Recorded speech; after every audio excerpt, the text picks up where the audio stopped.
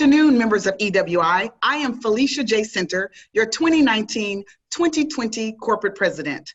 And I am here this afternoon with none other than our AOL facilitator, Lori Giovanoni. And we're going to present presentation skills. So if you don't know who Lori is, you won't be able to say that after this afternoon. So I present to some and I introduce to others, none other than Lori Giovanoni. Hi, Lori. Too kind. Hi, Felicia. I'm so happy to be here. You know, I've been to every LCAM since 2000, and it's virtual, but I'm here and I'm thrilled. And I'm thrilled to be able to present with you, especially in this era. All right. Well, we're going to talk about presentation skills. Okay. And even though we're doing all of our meetings right now virtually, and I was reading an article from Forbes yesterday saying how even when we get back to normal, virtual meetings will still be in existence. We're going to talk about some skills that are universal to being virtual, universal to being in person. And let me tell you, we are going to get back to in-person meetings. I really think of this time, even though it's been a tough time, things will return to normal. And I look at it as new beginnings, new business, a new EWI. It's going to give us all a chance to do what we do best, which is connect and collaborate. So I think it's a great topic. Let's jump into it, shall we? Okay, let's go. I'm ready. All right. So some universal skills. This doesn't matter if, you know, what platform you're on, if you're on Zoom, if you're on WebEx, or if you are in person. Okay. Your audience basically is looking for three things from you. They are looking for energy, they are looking for authenticity, and they are looking for logic. Now, as you know, we could spend forever on any one of those, and I do in other portions of Leadership Academy. But let's just talk about energy first. It's actually harder to maintain your energy and the energy of your listeners virtually. You are responsible for that. Now, remember, we're talking about presentations. We're not talking about meetings where you have 12 people on the screen and it's really a dialogue. We are talking about formal presentations. So I think one of the biggest mistakes so many of us make is when we're doing a presentation, either in person or virtually, we don't kick it off with a high level of energy. I mean, I hate to even say this, but remember the old days when we were in person and people would get up to the mic and go, "Can you hear me? Is this working? Can you hear me?" It's like, no. You should have been there earlier, checked it out. And that's the same with Zoom meetings or virtual meetings. You need to get into that room early. You need to check things out, make sure things are going well for you. Because ultimately, the energy in the room, either physical or virtual, is on your shoulders. And it's almost as though you need to be more exaggerated virtually than you do in person. Is that what you find, Felicia? I do. I think you have to bring it. I think you have to be up here because Right. your audience is going to feed off of what energy you bring to the meeting. Right. Agree. That's a great term. You have to bring it. The other thing that's fascinating to me on both platforms, in person and virtually, is when you are, let's use the term generically, standing in front of a group. Mm-hmm. You really shine to that group, whether it be good or bad. In other words, groups have built-in detectors. They can tell whether you're being authentic or not. You know that whole deal about the first impression? Well, it's true. People pretty much judge you in the first 13, 15, 20 seconds. I mean, what they're looking for is not only energy, but is this real, what I'm seeing? Or is this put on, what I'm seeing? And people are even more sensitive to this issue of distrust now than they have ever been before.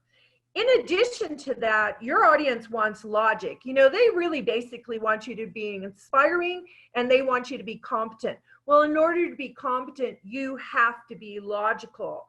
So whenever I'm coaching folks and doing their presentations, very few people are great at the spontaneous presentation, particularly if it has to do with hard content. So I'm always saying you have to practice, you have to be logical, run it through a number of people. And on top of that, as Felicia says, you got to bring it. What else do you want to add, Felicia? Hey, Lori, let's talk about authenticity, because Yeah. I think audiences can tell whether you're being authentic or not, whether you know your subject matter or whether you're just there to wing it. Right. And if you're not authentic, don't you lose your audience? Yes, you do. And what's interesting, for those of you who've been with me before, thank you for tuning in again. I really appreciate it. And for those of you who've never been with me, most of the time when I've done presentations, although I've done a number of virtual ones long before COVID, but when you're in a room with folks, let's say for a couple of hours, you have the ability to create these connections over the long term. When you're in a virtual meeting like this, you don't have that chance, and you just have to come to this meeting your real self. This is not the place to put on airs. This is also not the place to apologize for yourself. I think often it's tempting to apologize, particularly when we're in arenas where we haven't had a lot of experience, you know. So again, rather than just saying, can you hear me? Can you hear me? You don't want to apologize for your presentation. You want to work it out well enough that you can come with a fair degree of what I would call calm. You know, I think the way to calm your nerves in presentations is to be well-versed and well-practiced. Agreed. And because I think that transparency shines through. Oh, it does. Oh, audiences have built-in detectors, man. They can tell when you're doing them and when you're not. Absolutely. So, you know, that kind of brings us to the introduction of any presentation. Okay. The introduction is really where you kind of hit the ground running. And your introduction is a place where you have the opportunity to connect with people. You have the opportunity to deliver your message. It's a first impression, so to speak. And again, this is not something you should falter over. This is not something you should be timid about. I always say you need that introduction memorized, because what happens, and I don't know, Felicia, if you've found this to be the case, out of all these years of presenting, believe me, I'm an old timer. I've been at it for decades. I am still nervous. I am still concerned that what I'm giving you is worth your time. But after I've been up at the front of the room or in this meeting, for instance, for about 3 or 4 minutes, I kind of find this natural stride. I'm not near as nervous as I was when I started out. Well, we don't have time to find a natural stride before we get in and bring it, as you say. You got to bring it. That's why I tell all of my I coach all of my clients, your introduction has to be memorized. You need to know what you're going to say. It's the first time you can deliver your message. And in essence, you know, you can create rapport in this introduction immediately. And I always talk about rapport as the ability to minimize the difference between you and whomever you are talking to. So, you know, sometimes humor will do that. Felicia, you're pretty funny. We do humor, but I always say to folks, if you're not naturally funny, the place to try it out is not in front of a group, right? Right. And Laura, you said first impression. My mom always taught me, you don't get a second chance to make a first impression. Right. Because right. as you said a few minutes ago, when you walk in the room as a presenter, you're being judged. They're judging the way you look, they're judging the way you're dressed. Yes. And they've already made some sort of judgment call before you open your mouth, especially if they've never heard you before. You know, for years I worked for a seminar company, and they would we had paper evaluations back then, right?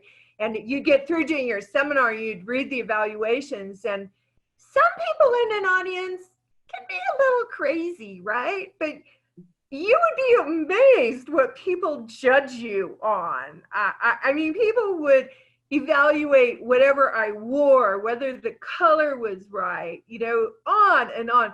So I really think about it this way. I want to present myself in such a fashion that there's very little to judge me on other than the content of my presentation. And Agreed. that's how I look at it. I want to be the greatest visual in the presentation. I don't want my PowerPoints or my virtual graphics to outdo me. I want people to be able to get a hold of me and create a relationship with them. It's really easy to do that in a full day. Some of us do presentations that are like this for 20 minutes long, right? So you really got to get in there and know what you were going to say in your introduction. And so let's go back to, you said you don't want it to take away. So you need to have a power suit or a power color or something that they're not so much focusing on what you're wearing as they want to focus on what you're saying, right? Right. Yeah. And, you know, it's certainly not to say we shouldn't look good, but it doesn't even matter what you're wearing is the truth, meaning you could have the greatest outfit on, but eventually 5 minutes into your presentation, people have gone way past that. And what they're judging is whether or not what they're getting is real. Is it competent? Do they feel inspired or energized by you? Okay. So that way they don't turn you off and they continue listening through the end. It's kind of like KISS, keep it simple, sweetheart. Yeah, absolutely. And, you know, Felicia, I can't remember, but I've heard you talk about having a focal point that it kind of helps you out. Talk a little bit about that. When I speak, I find something in the room, whether it's a person, whether it's a clock, whether it's a lamp, and that's what I visualize as I'm speaking. And if it's a person, I'm praying that they're smiling at me the whole time. But in the event that smile disappears, I'm like, okay, I need a new focal point. But I need something to focus my attention on so that I can continue to deliver my message. Right. And we can't do this so much today in virtual meetings, but in person, I'll always go to the room early so I can meet people. You will know who the friendly ones are. Some of us are on meetings doing presentations. We know that we have a cadre of folks who are in our corner. We know if someone isn't. So you just really have to come to the meeting understanding that more people are rooting for us than we ever assume. And working with my clients, what I've noticed, nobody's harder on us than ourselves. Correct. Give yourself a little bit of break, but give yourself a lot of presentation. And you know, when you finally get into your presentation, I always say to folks, words matter. You should have well-crafted sentences. I really believe for individuals who are somewhat new at the presentation game, you should write out your presentation. People give you a lot of leeway. You know, I am constantly trying to look at you, but even in moments when Felicia was speaking, I put my glasses on, I looked down at my notes. People aren't going to judge you for that, either virtually or in person.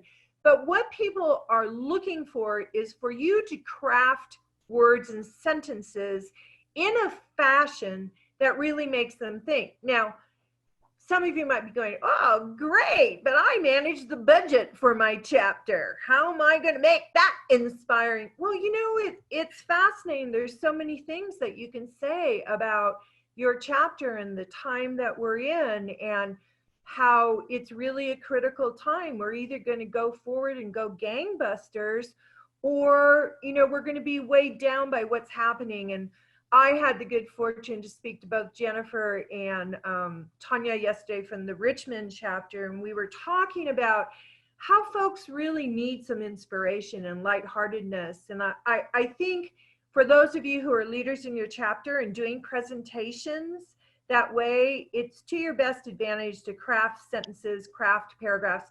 You'll notice that a lot of times, for those of you who've been with me in LCAM, I'll say, you know, we have a purpose and we have certain beliefs, and our purpose is that leadership can and must be taught, that there are stellar examples of leadership everywhere in EWI, in other places. We also have the belief that everyone possesses leadership ability. And I use that every LCAM, and I've done that for 20 years. That really kind of sets a framework or a purpose. Felicia, maybe you've heard it spoken about like setting a context for your presentation. So even when I began today, I said, you know, times are different. We're doing a lot of virtual meetings. We'll be doing in-person meetings, but presentation skills are really important. So we're going to share with you some universal skills. That's pretty much the purpose of this meeting. And if you're clear about your purpose, I always say, write it down and go back to it whenever you get lost. Because have you ever gotten lost in a presentation, Felicia? I have. I try to do bullets so that it keeps me on track. But if I lose a bullet, I'm like, oh, let me grin. Hopefully they won't know that my grin means that I've lost my place. If you've been with me in LCAM, sometimes I'll be dead in the middle of a sentence. I think this is a function of age more than anything, so you don't get it. But I'll be dead in the middle of the sentence and like have a brain bubble. And I have just learned to turn to my group and say, what was I saying? And believe me, they will get you back on track, right? But Lori, you're so engaging. I get that. Yeah. Because we want to help you. Right. Well, that's another thing. You can use sympathy and have them help you out that way, but don't do that. That never works. The crowd actually gets, they get angry and itchy when you ask them to sympathize with you. That's why, as much as I wish, you know, there was magic in all of this, it's really about calming your nerves, practicing what you have to say, have a strong purpose, a strong context. You know, a great presentation, I didn't include this in the PowerPoints that you all will be getting, but Felicia, you know this, a great presentation always has a story to it. I do this in the body of my delivery. I deliver the concept.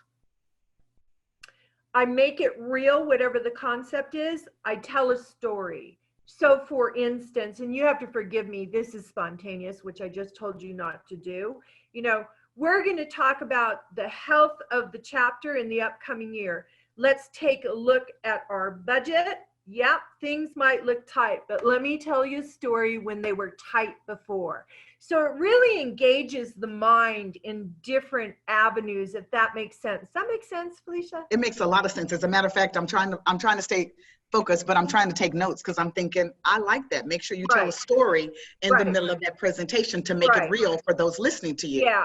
And the reason you need to do that, especially if you have a lot of folks on your meeting, let's say you're doing the finances and your brain is geared towards finances. My brain is not. So I will understand a profit and loss statement. I will understand if we're in the black or if we're in the red, but I will even understand to greater ability if you're able to tell me a story as to how to inspire me to bring in new members or to bring in reps, or a story of success in the past. Stories are really, really powerful. I also like unique statements. If you've ever been with me before, you've probably heard me say, because a lot of the modules are geared towards not only skill, but it's also geared towards what I would call self-empowerment. And I ran across this statement once. Actually, it was spontaneous. It just came out of my mouth. I was doing, I'm sure this was decades ago, and I was doing a seminar on increasing our self-esteem. Of course, it was only women because men think they have self-esteem, so they'd never come to the seminar, but that's a whole nother topic. So I'm blabbing along, right? Hours and hours, and out of my mouth comes a sentence that says, now remember, you are a one-time event, never to take place in the history of the universe again. And I don't even know where that came from. But what was interesting was after that seminar, I had 3 or 4 people come up to me and ask me to repeat that sentence to them. They wanted to write it down. Now, it's not about the sentence being fabulous. It's about that sentence made an impact. Okay. So I carried it with me forever, just the way I carry leadership can and must be taught. Just the way I carry, we have stellar examples of leadership all around. Those are really powerful sentences, and that's what anchors your presentation in the minds of other people. Hey, Lori, what about when you're standing up and you're giving this stellar presentation, or so you thought, Yeah. and you look out in your audience Happened to and me. half of them are sitting there on their phones Right. or their sleep. Right. How do you reel your audience back in at that point? Yeah, it really depends upon the relationship you've created with them prior to that taking place. So Okay. for instance, usually when I start a presentation, I'm pretty gangbusters. If I don't know the group, or I'm very non-traditional to the group, i.e., woman doesn't usually speak to them, or I remember I was speaking to a group of doctors once, and you could just tell by the look on their face, they didn't want to be there. Who am I to talk to doctors about communication skills and so forth and so on? So my introduction, let me tell you, was gangbusters. In fact, it was over the top, something I would never do at EWI. But the introduction was all around why I was competent to be there and to speak to them. And I actually used that sentence. I said to them, I bet you're wondering what qualifies me to speak to you on a topic such as this. So let me tell you a story. And I had a story relevant to that. So even in the introduction, they're starting to kind of peak up. Now, as you get into your presentation, if you see you've lost them, I always say it's the 80-20 rule. If 80% of the group is with you and 20% are not, you can stand there in silence. Or if you're in a virtual meeting and everybody's, playing with their dog, on the phone, everything else, if you're viewed as competent, you can, I hesitate to use the word call people out on that, but many times I'll just be silent until people start to look up. It's like, oh, wow, she stopped talking. What's happening here? Or virtually I would simply say, may I have your attention? I noticed we're having some drift, but let me tell you, Okay. you can't do that unless people view you as really competent. Does that make sense? And Absolutely. Sometimes when you've lost them like that, you have to ask yourself the question, why is it that I lost them? And virtually is a different realm. It's much harder virtually. And while we're talking about that, Felicia, let's talk about some things about virtual meetings, right? Okay. Okay. Let's start with you, if you don't mind. What's your experience with virtual meetings? You must have done a ton of them this year. I have. I've been on. Of course, we have 38 chapters, and Yes. I've been to 32 virtual meetings Oh my goodness. outside of my own chapter. So you get to see people, which is, especially if they have the gallery view, so you can see everybody. Yes. This virtual LCAM will be a little different because they'll be able to see us, right, but we won't be able to see them. Right. So we won't know if we're losing them or not. Right. So given that, again, it's like you said, you got to bring it, girl. Yeah. And you have to bring it with the assumption that what you have to say is important. It's that same thing, energy, authenticity, and logic, right? Right. Now, when you have longer meetings, it's easier for people to pop in and pop out. But we're talking about your presentation here today, right? Those of you who are on the call. Most presentations you're going to be doing, they may be job interviews, you might be presenting to your chapter, you may be presenting to colleagues. So the first thing in my experience is most virtual meetings are bad, boring, and they are a full-blown bomb. I have just gotten off some meetings going, what the heck? I am not a technological expert in it, but when it comes to presentations, I just want to give you a couple of hints. As I said earlier, you got to bring more energy to a virtual meeting than you bring anything else. Okay, I'm taking notes.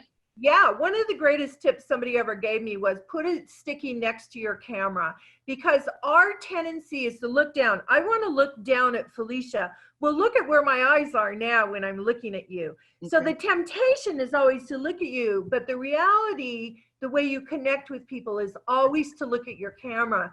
So I have a sticky on my computer, and to the best of my ability, I am always talking to that camera, i.e. to you, versus looking down at you. Okay. And that's your job as the presenter, right? Right. The other thing is we live in a very casual world right now, which is fine. I'm all for casual. But you need to dress when you're doing a presentation for the office. If everybody else is casual, let them be casual. And I recognize some of you work in industries that are more casual than others, but you really want to give the impression that you put some conscious energy into how you look as well as into what you're saying. The other thing, Felicia, you'll notice in our presentation here today, the screen is really taken up by my face. You don't see my background office. You don't see my furniture. You don't see pictures of grandkids, although they are adorable. But I've been on so many presentations. When our face occupies the screen like this, it is much easier for your audience to stay engaged than when you're really far away like that. It's just too hard for people to stay engaged. And I recommend that you get rid of your backgrounds if your backgrounds are distracting. For formal presentations, do not use the backgrounds available, for instance, like on Zoom. They're great for friends. I love putting the Bahama one up or on the moon up. But when I'm doing a professional presentation like it is today, I have a plain background where what? I am the greatest graphic, right? So no virtual backgrounds? Not in professional presentations. Now, when I say that, I've been in many a presentation where people are in their office. That's great. But you know the backgrounds that come, for instance, with Zoom, like one's the moon, one's the Bahamas. I don't know what the other ones are. The San Francisco, yes, the Golden Gate Bridge, yes. Oh, I'm looking at the Golden Gate Bridge. I am not looking at you. And what did I say? It's harder to hold the energy on a virtual meeting than it is in a face-to-face meeting. So get rid of all the distractions. I do not want the Golden Gate Bridge. I love that, but we do not want that. Anything else you notice about Zoom meetings that have either made it really easy? Oh, I know another one. And we all do not have this advantage, but I have to give a big shout out to Courtney and to Stephen, anyone else who is managing the platform for you. If you have a huge presentation that is within the company, let's say, if you can get someone to manage the platform for you, it is much easier. Rather than you having to toggle between your slides, between your view, shared views.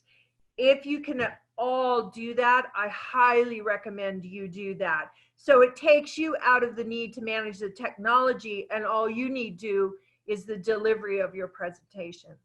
So what I hear you saying is make sure you have someone to do the techie so that you can focus on your delivery. You know, if it's really, really important, right? We all don't have that. Like we do job interviews and it just do the things I said, craft your sentences, have even a job interview is a presentation, right?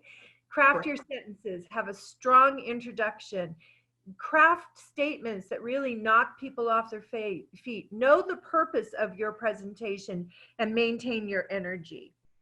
What about rehearsing, Lori? What about rehearsing? How about rehearsing for a Zoom meeting?